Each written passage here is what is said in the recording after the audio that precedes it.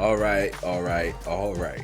Welcome to episode 6 of the Unlimited Podcast, where I'm also reviewing the Deadpool and the Wolverine movie. Came out on Thursday, I believe, and I'm just now around getting it to see it on Saturday or today at the time of recording this podcast. Skitty is unable to make it for today's episode, but of course we'll be back for episode 7 or in between with the regular content. But man, oh man, I just want to jump right into this podcast like review episode, if you will, by giving Deadpool and Wolverine all the credit that it's due, right? You feel me? Because for a movie that also kind of went into a production hell like loop, if you will, managed to survive all that and put together a very well-rounded superhero movie. I mean, I'm going to say just a regular movie in general, regardless of it revolving heavily around comic book movies quite naturally in the MCU. But essentially, I mean, it was just a well put together experience from the beginning to the middle to the very end. I'm not going to talk about spoilers because I'm going to go ahead and go on the bat and say, obviously, you want to see this movie. Like, I'm recommending you see Sean Levy, the director. I recommend you go ahead and check this movie out, regardless, off rip. I mean, Deadpool is a mainstay for a lot of different comic book fans all across the spectrum. And of course, Wolverine is a mainstay as well. And that's why these two teaming up for this movie is epic within itself. It's well worth the watch. Now, I'm just giving you my experience and, you know, my commentary experience behind it, if you will, just kind of talking about the movie because it's a definite must watch. And to me, that's kind of stating the obvious because this movie has been in the works for quite a while. It's been highly anticipated since the moment it was announced that Hugh Jackman was on board to reprise his role as Wolverine, right? And that we wanted to see how they were going to do it and just how Hugh Jackman's Wolverine was going to fit into the MCU and Deadpool as well. And I will say, Sean Levy and Kevin Feige and team, the squad, Ryan Reynolds having his hand on the production as well. They did a pretty decent job. Now, again, I'm not going to go too much into spoilers. I'm going to kind of talk about what you've seen already in the trailer or what may not necessarily, ruin the cinematic experience for you. But the plot does heavily revolve around Wade Wilson, a.k.a. Deadpool, jumping from different Earths and different timelines. And then that, of course, brings the TVA on board. You know what I mean? They're catching wind of the things he's doing. And he's trying to find his purpose and find his role in the universe. And it's actually kind of they have some heartwarming moments in the very beginning, right? That kind of makes you feel for Wade and what he's trying to accomplish. Speaking of the very beginning, I mean, the whole action sequence in the beginning was well choreographed. The CGI looked good. You know, Deadpool dancing in between the gunfights and the action and just what he did in that particular scene was dope all the way through. And this is the very beginning. And then the movie switches up on you. And that ties in with the overall pacing of the movie. Deadpool and Wolverine has some really solid pacing. My only gripe with the movie is that it kind of drags in the middle with the romance and the relationship between Wade and his girlfriend. It kind of drags there a little bit, but it picks right back up into the action. And every time it does, it makes you yearning for more, especially when Deadpool and Wolverine are on scene fighting against each other or, you know, as allies in battle, right? It don't matter. When the action is on scene, you really don't want it to end. So the pacing just kind of took you through that ride or that experience just naturally. Like I really didn't want the movie to end, in my all honest opinion. Like if it was up to me, that movie could have been 3-4 hours long, so much as we got more of all the things that made the movie great in Deadpool and Wolverine. And there were a lot. There weren't too many things that really held the movie back. Even the soundtrack was well implemented. The soundtrack fit well into the movie, and it was just a mix of songs from like the 90s and the 2000s and what have you. And somehow it blended with a modern movie coming out in 2024. I mean, the soundtrack, the sound effects, everything, just the the audio, if you will, production in Deadpool and Wolverine was fire, right? And no complaints there at all. When the action was on screen and the soundtrack picked up right behind it, it made you just want in the movie to just press forward at that rate or at that speed, right? So from beginning, middle, end, that was the experience with Deadpool and Wolverine, especially in the middle of the movie where we're kind of introduced to the plot and more figures and characters are also involved with the main plot and some things come to light and what have you, especially in the middle. And then you're just ready for it to come to end. It's like, bam, as soon as the movie gets to the ending, you're like, wow, I want more, or there's got to be more, or there's more stories to tell here, or we can't necessarily wrap it up here. But essentially, beginning, middle, end, Deadpool and Wolverine keeps you, attentive to what's going on. Like, it's not hard to follow, even with the different Earths and the different timelines and the variants and what have you. It's the pacing is really well, and director Sean Levi, right, did a magnificent job blending the two, right? Like the action and then the downtime or the appearance of romance and the drama and what have you, and then how it just picks right back up with like the humor, because the humor at times did have me laughing. I mean, there's some jokes that just weren't for me, but the banter and the bickering back and forth between obviously Wade and Logan was fire. It felt natural. I mean, damn, if the movie is worth watching Hugh Jackman and Ryan Reynolds just interact with each other on set, on screen, it's worth the movie ticket alone just to see them two interact with one another. But while they're playing Deadpool and Wolverine, it's even more, it's even hotter, right? Like seeing them two fight with each other and then banter, go back and forth, and seeing a different kind of characterization of Wolverine. That's all I'm gonna say until I talk about the spoilers. But seeing a different characterization of Wolverine interact with this Deadpool at times had me straight dying and bagging up in the movie theater. The movie theater wasn't necessarily packed when we went and saw it, but everybody essentially laughed at her about the same time and about all of the jokes, just about all the jokes. Kind of made you chuckle, laugh a little bit, or just kind of shake your head, right? And I mean, and obviously Ryan Reynolds' Deadpool, Wade Wilson, was breaking the fourth wall, had some really fun jabs at both Disney and Fox, breaking the fourth wall. I mean, moments that actually like, what? This is unheard of for an MCU movie. So the humor was there. The fourth wall breaking was there. I mean, both of those metrics score high on the Unlimited rating, y'all. All right. Like both of those rate very high. The humor, the soundtrack, the action. I mean, not only was the action like fast paced and well choreographed, it really highlighted the abilities of both characters, like Wolverine's beast nature and his beast mentality and how he gets into that rage berserker mode. And then Wade Wilson being like a master martial artist and swordsman and proficient in firearms and what have you. Like it really highlighted both of their strengths. And there's moments when they're interacting with each other that it's exemplified, highlighted. And don't even get me started when they start interacting with other characters. Then it pushes their superhero narrative even more. You know what I mean? But yeah, all of those metrics score high for me. The plot, it kind of is what it was. It is a part of a larger plot, if you will, and that is the MCU. So it kind of feels like a bridge movie. There were some jabs, if you will, about the multiverse being over. I genuinely hope so. Like if this is a direction that the MCU and Marvel wants to go with or go forward with, then I'm back on board. Earlier in the year, we did a video on how Deadpool and Wolverine wouldn't be able to save the MCU. And I got to admit, after watching it today, this is one of the first MCU movies that's released in a while that I want to see twice. So quite naturally, we were wrong. Deadpool and Wolverine could very much well save the MCU, but it comes with a caveat though. They have to continue, say, in this direction. The direction that Deadpool and Wolverine, the standard that Deadpool and Wolverine has started.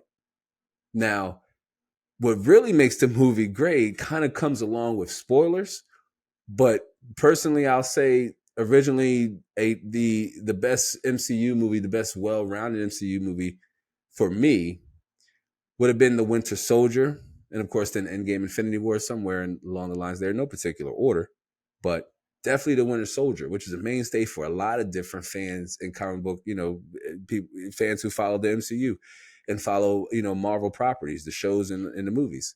But that would have been like the Winter Soldier. I'm going to go ahead and go on a limb and say Deadpool and Wolverine is probably the best MCU movie, best non-Avenger MCU movie to date. And it's going to be hard to top with Sean Levi and Ryan Reynolds and even Hugh Jackman's and all the hands that was involved with the movie. It's going to be hard to top what they started. And so in my non-spoiler, if I just gave the movie a score, I haven't, rated a movie this high in a very long time. And if Unlimited existed when the Winter Soldier dropped, that probably would have been one of the highest movies I would have, rated here, especially within the confines of the MCU. And I would have gave the Winter Soldier somewhere between a very high 8, out of 10. Deadpool and Wolverine is a strong 9 out of 10 for me. One of the first movies I can honestly say that after watching it in the movie theater, I not only felt like hyped and excited for what's more to come, I felt, satisfied and like my movie ticket came with a degree of gratification that it was well worth it, that it was excited to be a Marvel comic book fan again. I know I've said it here on the podcast, I like DC to a great extent. But after watching Deadpool and Wolverine, yeah, it made me excited to be a Marvel fan again. It made me excited to be a comic book fan in general, or comic book movie fan in general, right? So just a few other strengths that made the movie stand out really well. The costume design, quite naturally. Yes, of course, we saw Logan, Wolverine, Hugh Jackman, all three of them, and his classic suit. Okay, I'll add a little more in the spoilers because to me it is a spoiler, semi shown the trailer and alluded to quite yes, right? But it's what leads up to the moment that matters the most. But Deadpool's costume, his MCU costume, looks mint, straight fire. The whole montage of him suiting up, you can tell they were, mocking the way superheroes suit up. But even the way he suited up was really dope. His costume looked really neat. Made me want a MCU Deadpool action figure here to add to the collection. And then, Hugh Jackman, of course, made Bourne to wear that suit. Wade even kind of makes a few lines alluding to it. Again, go watch the movie. Okay, go watch the movie. Come back and even comment down here on this podcast about your experience. But seeing Wolverine and his costume, so worth it. So worth it, especially the moments that leads up to him. Watching him fight in the costume was also dope. Set pieces also looked fairly decent, right? You see it in the trailer, but they spent a significant time in the void, but it has a nice Mad Max-like feel to it. And it really makes it distinct. It distinguishes itself. Deadpool and Wolverine distinguishes itself, separates itself from, most of the MCU movies released here recently, and even the ones before it, it carves its own niche in the MCU, the movie that is. And regardless of what it does at the box office, and I'm sure it'll do great. Again, the theater wasn't packed for me, but I'm sure it'll do great. But regardless of what this does at the box office, we very much could see more Deadpool and the Wolverine, Hugh Jackman's Wolverine, exactly. And we'll talk about it a little bit more in the spoiler section of this podcast review. But 9 out of 10 for me. First movie I've watched coming out of the movie theater where I would walk right back in and watch it again and would thoroughly be just as entertained as if it was my first time. Facts. That's real talk, y'all. And I can't remember the last movie that's done that for me that I've seen in the movie theater. But Deadpool and Wolverine is well worth a double watch, and it's a strong 9 out of 10 for me. Now, before I jump into this section, if you haven't yet seen it and you want to save some of those moments for yourself, I suggest you pause the podcast right here and go watch it, or however you go about it, and then come back and talk about it. But it's not going to be me. I'm not skitty. I don't spoil the media for you. I strongly believe you go ahead and watch it for yourself. Now, off rip, the cameos were some of the best cameos we've gotten in an MCU movie. Now, we've known about some that was shown in the trailer, right? Like Sabretooth, Pyro, you know what I mean? We've seen some in the trailer, and then there was some leaks, X-23, yes. But seeing Christopher Evans as Johnny Storms from the 2000s Fantastic Four was an epic cinematic moment. Epic cinematic moment. Him wearing the Fantastic Four costume, him saying "flame on," and everything that kind of revolved around it, because Wade was doing his thing, interloping behind Chris Evans, Johnny Storm. I mean, Chris Evans, Johnny Storm was in Deadpool and Wolverine. This is a moment that Skitty and I have been talking about. We've talked about it on other podcast episodes. That Marvel is kind of wasting the concept that they had Christopher Evans on board as Johnny Storm in the Fantastic Four movies. Okay, one was great. I'm not going to talk about Rise of the Silver Surfer. It's borderline guilty pleasure. But one was great, sure.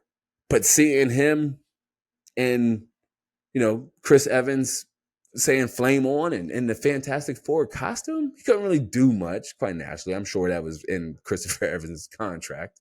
But he did enough to make his presence matter. It tied all the way to the very end. Christopher Evans, Johnny Storm was the end credit scene, but it had so much humor tied into it. You would have had to see how it all played out, but it was funny as hell. I will say that. But yeah, seeing Johnny Storm's Christopher Evans was dope. But when they get back into, the Resistance, this camp or whatever, does it get even better? They not only had, Christopher Evans come back as Johnny Storm, which is acceptable because he's been getting busy and moving real heavy in the MCU now for the last 10 plus years. But holy cow, bro, fam, ladies, gentlemen, I felt it, but as soon as I saw the boots, I knew who it was. I grabbed Kim's hand and almost lost it. It was Blade. Yes, it was Blade. Wesley Snipes as Blade. Fully suited up, vest, sword, gun, boot, mustache, sunglasses, tattoos, everything. Minus a little body weight. He's like, in his close to 60s or whatever. It don't matter. He was there. Blade talking himself, interacting with Deadpool.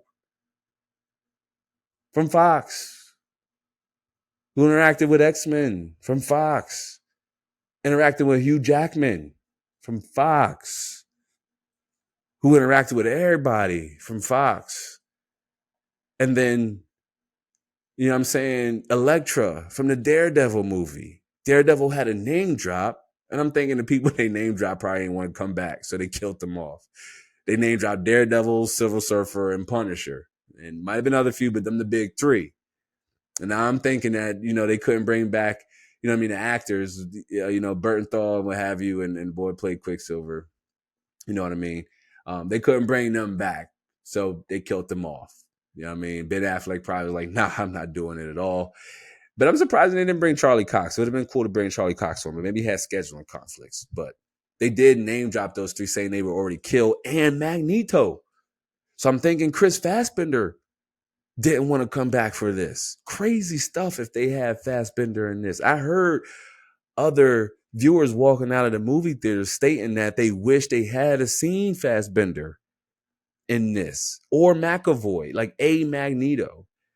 But it was revealed by Charles Xavier's sister, who is the main protagonist, right? Overall, if you will, like the main villain, and she's pretty badass, but she's the main villain in Deadpool and Wolverine. But, she's Charles Xavier's sister, and she's super powerful. But it was revealed that she killed Magneto. You know what I mean? It melted his helmet because they were trying to find a way to stop her. She's like a psychic. She's super powerful. She got a put her fingers, you know what I'm saying, all in your face, your nose, and they were playing on that, and her too. It was so cool. Well written too, very well written, but so cool how they blended her powers with even the fourth wall breaking and Wade's typical banter. But she was the main bad guy. Okay, I think her name was Nora. Go ahead and say Nova, Cassandra Nova. Her name was Cassandra Nova. Super cool, right? And even her character was well written. Finally, it's good to see, a villain written halfway decent in an MCU movie. Really didn't want much, and her motives kind of changed throughout the movies. But her backstory is pretty interesting. She tried to kill Charles Xavier in the womb, but she was pruned by the TVA and sent to the Void to rule over the Void. And she feeds Eliath, the thing from the Loki show. There were a lot of tie-in Loki shows, or a lot of tie-ins to the Loki show. The TVA agent from the Loki show, B-15, also made an appearance towards the end. But there were a lot of mentions about the changes that occurred in the Loki show in Deadpool Wolverine. And so that was interesting as well. They managed to make that work. And I was kind of apprehensive at first, seeing how they were, even going to manage that. But a lot of cameos. B-15 from the Loki show. You know what I'm saying? Happy Hogan in the very beginning where Wade's kind of interviewing. You know what I mean? And you see a lot of Easter eggs because it's in 2018. He goes to Earth 616. And it's in 2018. So you see like the Iron Man mechanism for him to suit up from Iron Man 2 when he fought Whiplash. And you see the shield that they were working on for Cap. I mean, you see a lot of different cool stuff. You know what I'm saying? In that flashback, or, him visiting Earth 616 in 2018 to apply to be an Avenger. And they don't take him quite obviously. And even that little interaction between, him and Hogan was pretty dope and very cool to see him and Wade interact with one another.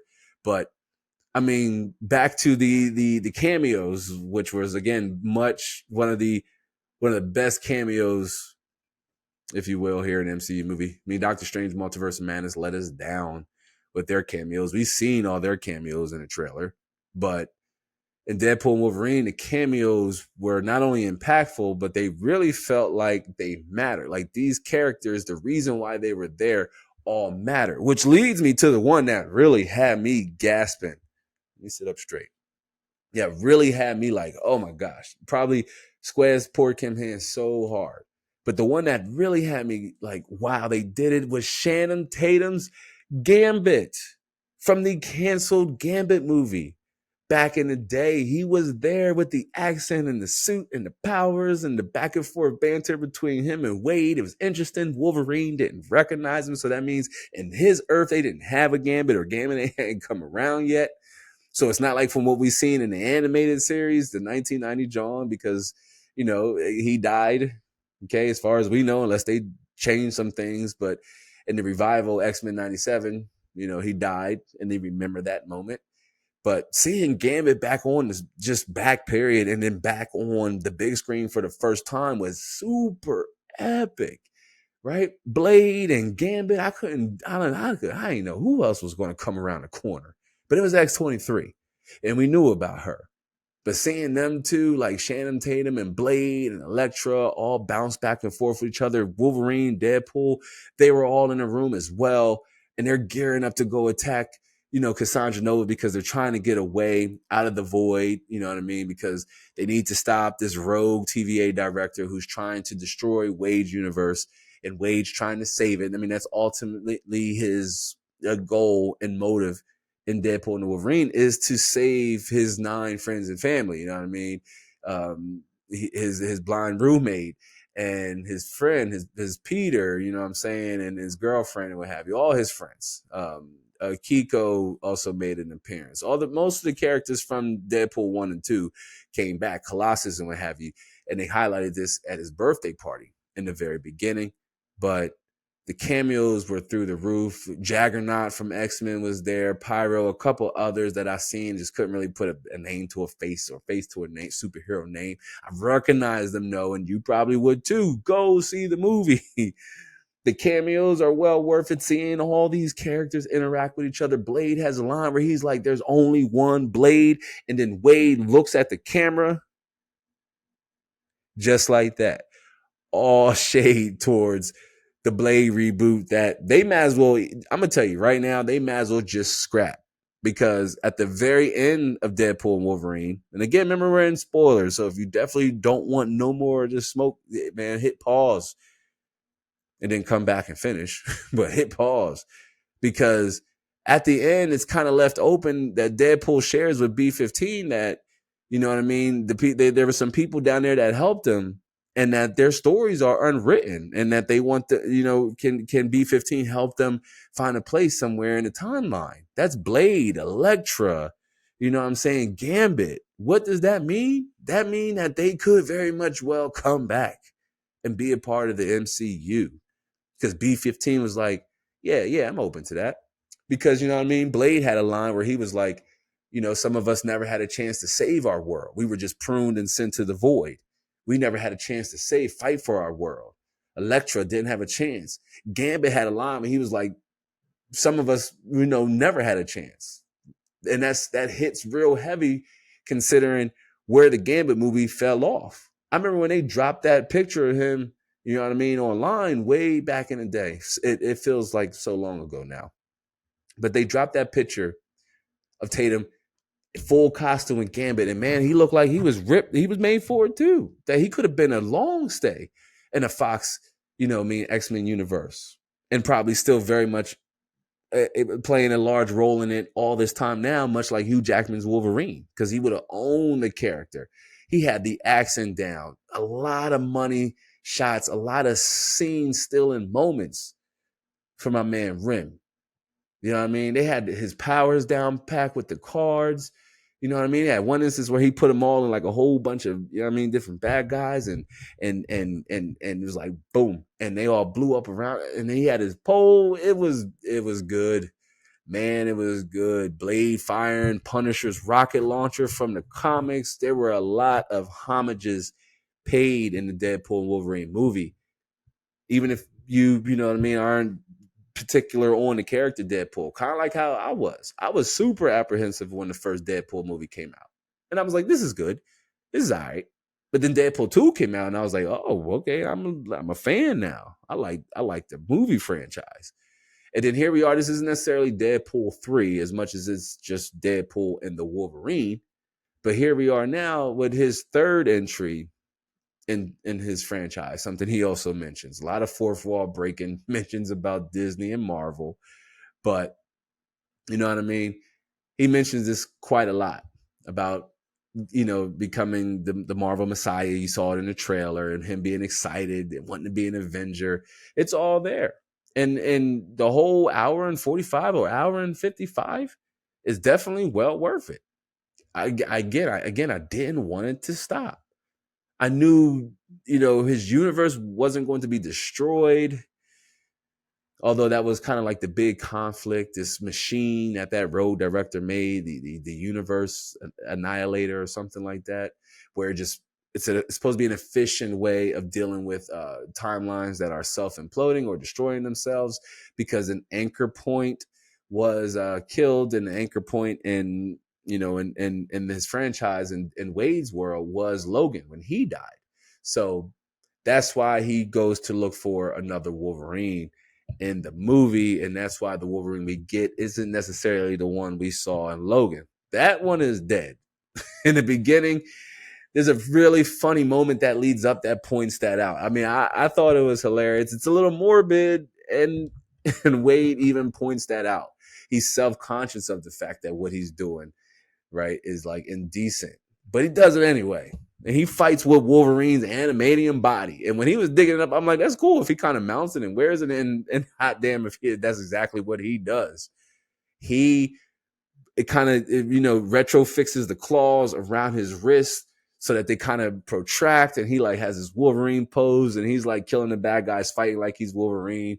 You know what I mean? He's throwing the adamantium bones at him. So Wolverine is dead. He's dead. Capital D, all cap, dead. The Wolverine we saw in the trailer now is just from a different Earth. I think I might have missed the Earth, But Wade's Earth is 10,000,015 or 10,000,005, I believe. That's Wade's Earth, the Earth that, you know what I mean, I believe where the X-Men are supposed to be. And I miss where Wolverine's world was. But Wolverine's backstory, it's eventually revealed at the end of the movie that, you know what I mean, he was a rough and tumble individual in the X-Men, kind of like how he's highlighted in uh, the X-Men animated series, like the character from the 90s, how he's kind of resented the X-Men, really didn't want to join them, and kind of how he was in the original X-Men movie way back in 1999. And they pay homage to that. We're going to get to that here in a second.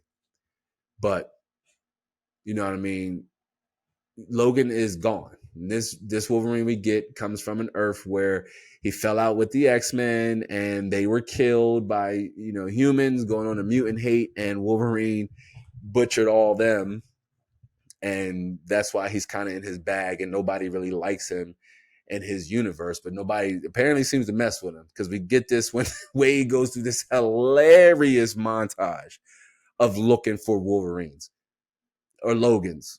Like, he's hopping from different Earths using TVA technology, trying to find a Wolverine. He comes across, you know what I mean, the comic accurately height Wolverine. He jumps down from the stool and he's like, "Oh, hi, comically accurate height Wolverine." And it's so funny seeing, like, you know, small Wolverine, and he just goes and finds all these different Wolverines and the cameos of cameos.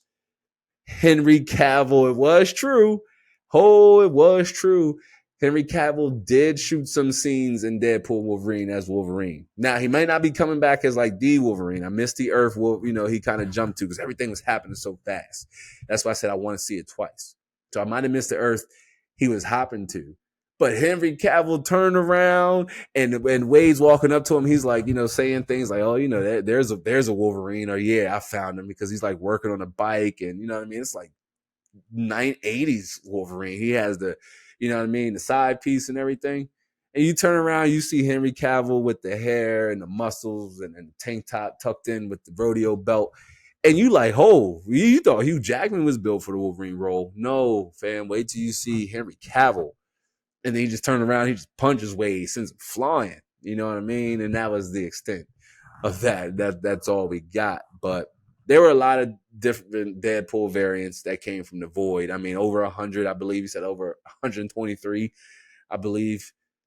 Cassie Nova said somewhere along the lines there. There were a lot, you know, Lady Deadpool, Dog Deadpool, Kid Pool, all of them, right? And there's this funny montage where they're just fighting them, and Wolverine and Deadpool are like this side scroll action piece where they're just mowing through all the different Deadpools. You know what I'm saying? Like that whole thing again. I could have watched that go on for like 20 minutes and be entertained thoroughly with just the intensity that Hugh Jackman and that variant Wolverine was bringing to the screen, and the humor that Wade Wilson, you know, Ryan Reynolds Deadpool was bringing to the screen. It was like perfectly balanced, so balanced, with the whole bunch of, you know, finally some Disney rated R thrown in the mix.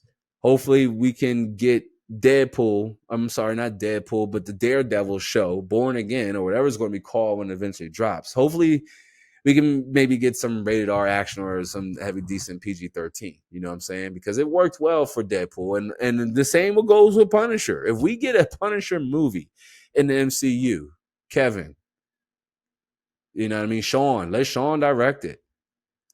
Okay? It's got to be rated R. Punisher movies got to be rated R, much like Deadpool. Just like how it was on the Netflix show. Hell, just like Daredevil show was on a Netflix show. With its, you know, violence and blood and gore. Please bring those things to those two franchises indefinitely. Did we need that in Captain America? Probably not. Okay? Did we see the Captain America 4 Brave New World trailer before Deadpool and Wolverine? Yes. Did it almost taint and ruin the experience for me? Kinda. But after second viewing and watching the trailer, I'm kind of want to give that movie some hope, right? But I don't know. It had a weird production loop, and I have some issues with that movie as well. But I have no issues, or not many, with Deadpool and the Wolverine, okay? Cameos, everything about it was so well mixed and blended together, really, you know, left you wanting more if you will. Cameos, action, humor, banter, interaction, more villain talk, because I thought Cassie was a pretty compelling villain. Of course, her intentions weren't great. She wanted to take over the machine and destroy all the universes, all the timelines, until there was nothing left but the void where she can rule over. I'm going to assume with Eliath, right? So that was her intentions and motives. Once she caught wind of that machine, she didn't always know until like towards the end of the movie. You know what I mean? But there was some funny interactions, especially between her and Johnny Storm when they were first kidnapped and brought to her camp. And Chris Evans, Johnny Storm, has killed it. It kind of broke my heart to see him because he was gone just as quickly as he appeared. But she like snapped her fingers and he turned to goo. And Wade's reaction was, of course, hilarious, quite naturally. There was like a non-violent version of Deadpool that also played a huge role in the movie, and where he got his dog from. He had the man bun in the tail, and more importantly, that was a version of Deadpool that not only didn't really want to fight, but also couldn't regenerate. You know what I mean? But that's where Wade got the 2 gold-plated Magnums, something others pistols. Looked really dope, right? But that's where he had got them from, and he really wanted those pistols and the boy's dog, and he ended up getting all 3. So it was essentially a happily ever after ending. I mean, especially with Logan, because at the end they made you believe that if they go down and stop the machine and stop Cassie from destroying the universe, then that they're going to die, that their healing abilities won't be enough to save them. The road director kind of points that out. You know what I mean? But there's some interesting banter between Wade and Logan about who's going to go into this chamber, you know what I mean, and pull together the antimatter goo and whatever goo to make it go boom, right? Who's going to do it? First it was Deadpool, and then Logan said, I got to redeem myself. You know, it went through that whole arc. And then finally Wade pulls a fast one. He goes into the room and he's almost not able to stop it because the universe is at like 2% deletion. The next thing you know, you see Wolverine step in and he do his little hand and stabs the machine, and it all comes to light, and you see them all glowing and all is well. You thought they're dead, but then after B-15, it's kind of questioning that road director. Wade and Logan come around the corner, you know what I'm saying? And Wade says something spicy quite naturally. They come around the corner, you know what I mean? Everybody is wowed by Wolverine's, you know what I mean, his specimen, if you will, because he's shirtless, but he's got his mask on. He put that mask on when they went up against all them Deadpool. See, I was so hyped, I almost forgot about it. He put the mask on and kept that joint on to almost the very end, even without the shirt. And it looked amazing seeing him with the mask and in the suit. Not only that, but getting busy in it too, like fighting full rage berserker mode, claws out, screaming everything. When he was fighting Wade in the van, super hilarious. One of my favorite scenes in the movie, when him and Wade are fighting in the van. You know what I mean? And Wolverine's like raging out. Not so much even in the void, but when they fight in the van, it's super funny. You know what I'm saying? But their action overall, just the language, the F-bombs was, you know what I mean, prominent across the movie, quite naturally. The violence, the blood's prominent across the movie. There are a lot of, like, you know what I mean, innuendos and adult jokes thrown in there. I mean, you know, you decide it's appropriate for your family, but nothing too over the top or crazy, or that most kids haven't seen here in modern times. But I mean, yeah, Deadpool and the Wolverine, straight 9 out of 10.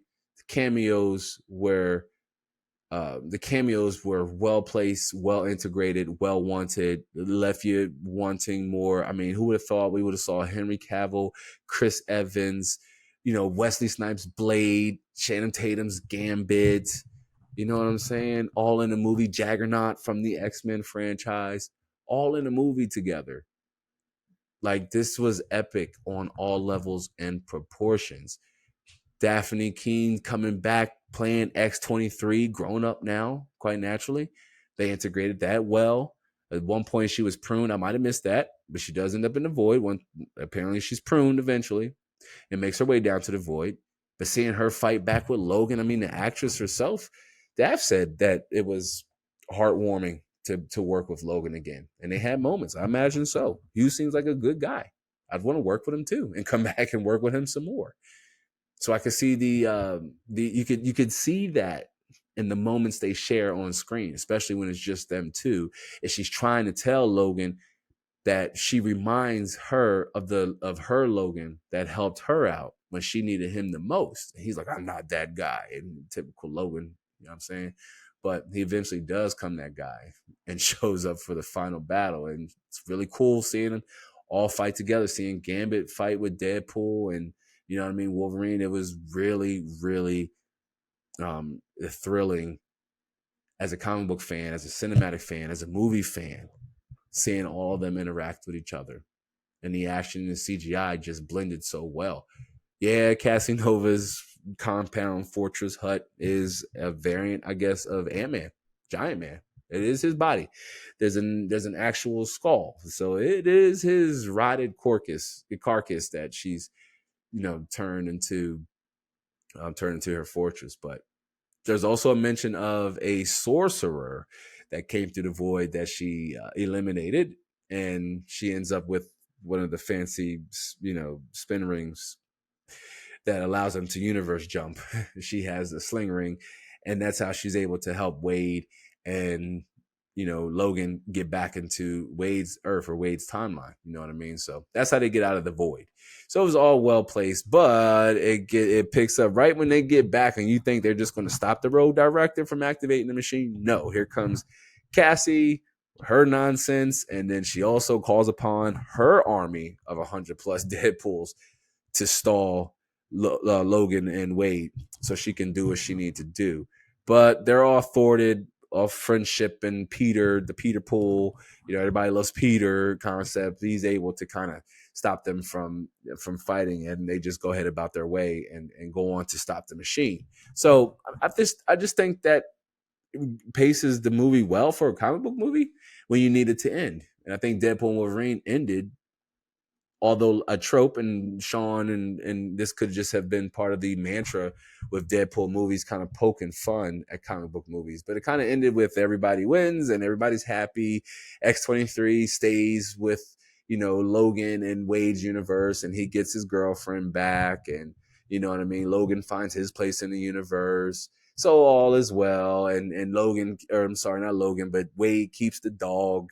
You know what I mean? The dog pool stays, and they make mention of how the dog looks. I think the dog's adorable. It's a dog, so you know what I mean? You can't help but not to love them, right? But again, Deadpool and Wolverine, just an amazing cinematic experience. One that I highly recommend you partake in yourself. I saw it in IMAX. Was it worth seeing in IMAX? Absolutely.